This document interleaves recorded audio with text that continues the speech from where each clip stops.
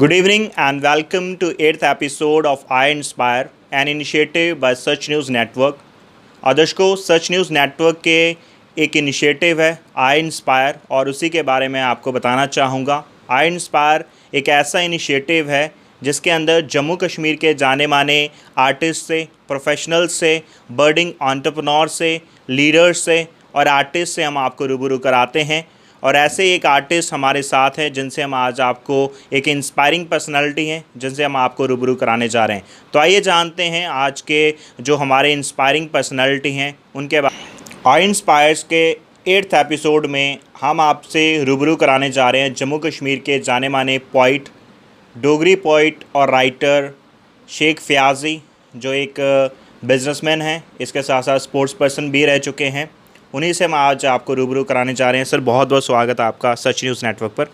सबसे पहले बोनी जी, मैं डुग्गर की खाक शेख फयाज आपका और आपके चैनल सच न्यूज़ का शुक्रिया अदा करता हूं। आपने कीमती टाइम निकाला और हमारे यहां इंटरव्यू लेने आए, आपका बहुत बहुत शुक्रिया जी। सर, पहले मैं जानना चाहूँगा, आप हमारे व्यूवर्स के साथ शेयर करें अपनी जर्नी के बारे में। कैसे राइटिंग का, खासकर डोगरी राइटिंग का, कब से ये आइडिया जो आपके माइंड में आया और कब से ये शुरुआत हुई?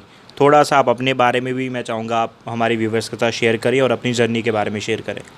बोनी जी, मेरा जन्म जो है 1980 में हुआ, जम्मू जुलाका मल्ला में ही जी। उसके बाद मेरे पापा जो पुलिस में सर्विस करते थे, वो उस टाइम SHO डिस्ट्रिक्ट पुंछ के मैंडर में थे। तो मैं स्टार्टिंग में जो स्कूलिंग जो मेरी हुई है वो मैंडर में हुई है। उसके बाद मेरे पापा की ट्रांसफ़र हुई उधमपुर डिस्ट्रिक्ट में जी। तो फिर मैं जो एजुकेशन जो मेरी स्टार्ट हुई पढ़ाई, वो उधमपुर के नेहरू मेमोरियल एकेडमी से स्टार्ट हुई। 8th तक मैंने वहाँ स्टडी ग्रहण की। उसके बाद मैं उधमपुर के बटलवालियाँ हाई स्कूल में 9th और 10th मैंने वहाँ से की। और डोगरी का जो सिलसिला शुरू हुआ, ये मेरा उधमपुर ML हायर सेकेंडरी में जब मैंने एडमिशन ली तो मैंने 11th में ही डोगरी जो है वो पढ़ना स्टार्ट कर दी थी। तो उसके बाद उधमपुर कॉलेज से मैंने ग्रेजुएशन की। तो उधमपुर कॉलेज में ही मैं रेसलिंग में भी पार्टिसिपेट करता था। उसी टाइम मैंने इंटर यूनिवर्सिटीज़ भी खेली रेसलिंग गेम में और कबड्डी में। उसके बाद मैंने जम्मू यूनिवर्सिटी आकर MA जो है वो डोगरी में जम्मू यूनिवर्सिटी से की जी। हाँ, तो सर बात करें, काफ़ी सारी पोइम्स आपने लिखी हैं, मोर देन 200 पोइम्स आपने लिखी हैं। और बात करें कहीं ना कहीं अगर डोगरी फैमिलीज़ की हम बात करें तो डोगरी फैमिलीज़ में ज़्यादा से ज़्यादा हिंदी, डोगरी बोली जाती है। अगर हम बात करें सिख फैमिलीज़ की, उस फैमिलीज़ के अंदर पंजाबी, हिंदी बोली जाती है। और वहीं अगर दूसरी तरफ हम बात करें मुस्लिम फैमिलीज़ की, तो मुस्लिम फैमिलीज़ के अंदर ज़्यादा से ज़्यादा उर्दू, हिंदी जो है वो ज़्यादा बोली जाती है। और आप भी मुस्लिम फैमिली से बिलोंग करते हैं। तो डोगरी राइटिंग में आपको किस किस तरीके का चैलेंज फेस करना पड़ा, या किसी तरीके का क्रिटिज़म आपको फेस करना पड़ा? इस तरीके का मैं चाहूँगा थोड़ा सा आप शेयर करें।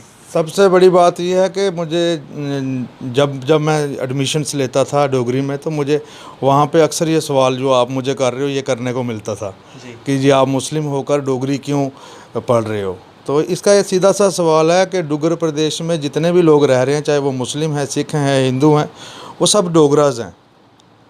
और जिनका महाराजा हरि सिंह के टाइम के स्टेट सब्जेक्ट होल्डर जितने भी हैं वो डोगराज हैं। तो मुझे नहीं लगता कि मैं डोगरी के लिए कुछ कर रहा हूँ।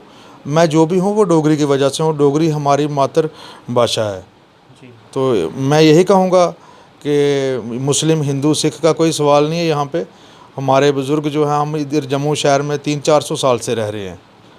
तो मेरे बुज़ुर्गों ने जो है वो डुग्गर प्रदेश के लिए बहुत सारी कुर्बानियाँ दी हैं। और मेरे लिए गर्व की बात है डोगरी बोलना और डोगरी के में लिखना। मैं अपने आप में गर्व महसूस करता हूँ जी। और सर एक और बात मैं आपसे जानना चाहूँगा, क्योंकि आजकल देखा जाता है पेरेंट्स जो हैं अपने बच्चों को ज़्यादा से ज़्यादा इनकरेज करते हैं इंग्लिश की तरफ, क्योंकि उनको कहीं ना कहीं लगता है कि अगर हमारे बच्चे इंग्लिश बोलेंगे तो उनकी एक रेपुटेशन बनेगी, एक रैपो बनेगी। तो आपको क्या लगता है कि अगर ऐसा ही किया जाएगा तो कहीं ना कहीं हमारा जो यूथ है, जो आने वाली जनरेशन है, वो डोगरी को भूलती जाएगी, कहीं ना कहीं डोगरी जो है विलुप्त होती जाएगी। तो आप इन पेरेंट्स को क्या मैसेज देना चाहेंगे? देखिए, मैं किसी भी भाषा के विरोध में बात नहीं करूँगा। हर भाषा ज़रूरी है, लेकिन अपने बच्चों को जो है वो अपनी मातृभाषा से कभी दूर नहीं करना चाहिए, क्योंकि मातृभाषा एक ऐसा हथियार होता है इंसान के लिए जो इंसान को बहुत आगे तक लेकर जा सकता है।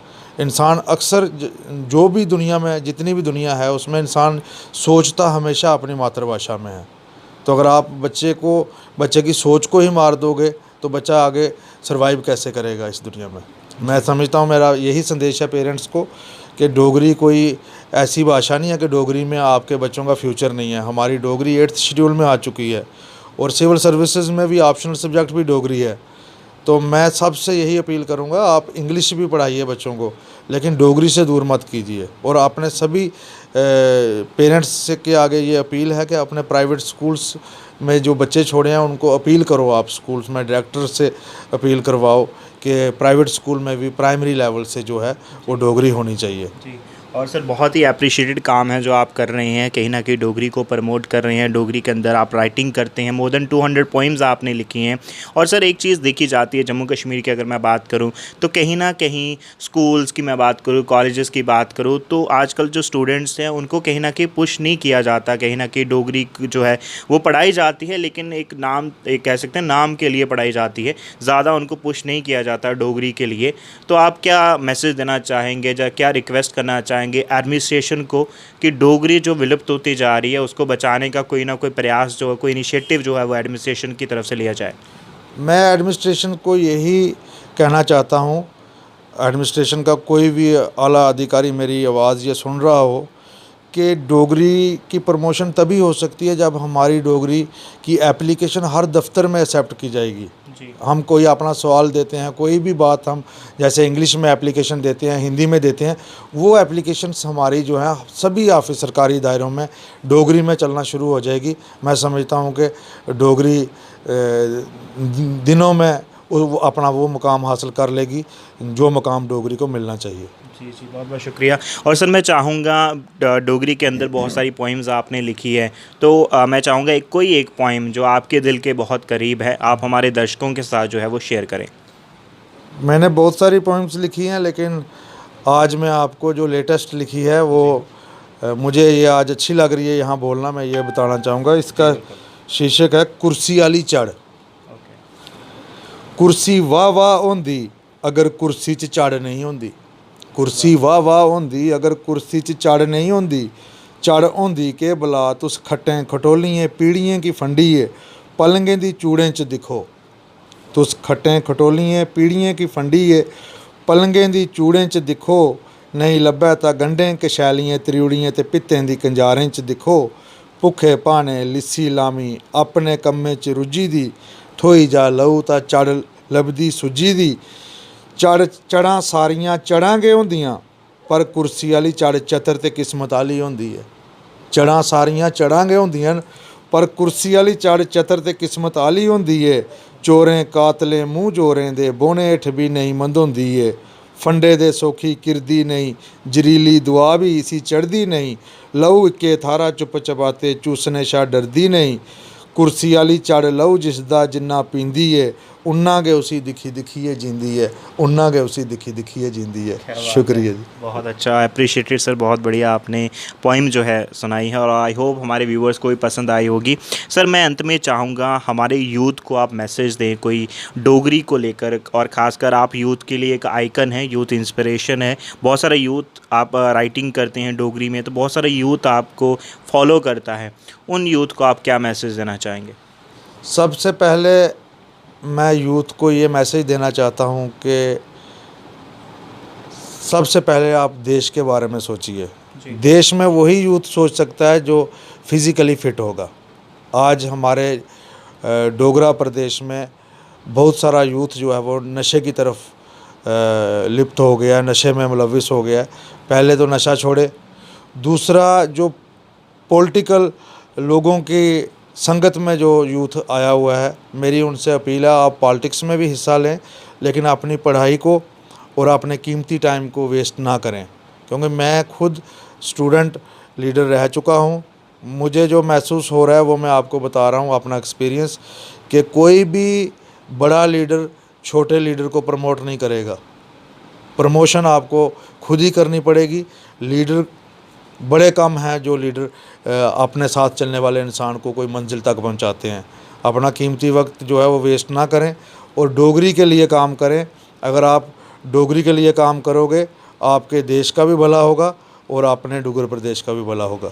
जी जी, बहुत बहुत शुक्रिया। तो दर्शकों, ये थे हमारे साथ शेख फ़याज़ी, जो जम्मू कश्मीर के एक जाने माने डोगरी पोइट हैं, राइटर हैं और मोर देन 200 से ज़्यादा जो है पोइम्स इन्होंने लिखी हैं। साथ ही साथ एक स्पोर्ट्स पर्सन भी हैं, बिजनेसमैन हैं, जिनसे हमने आज आपको रूबरू कराया।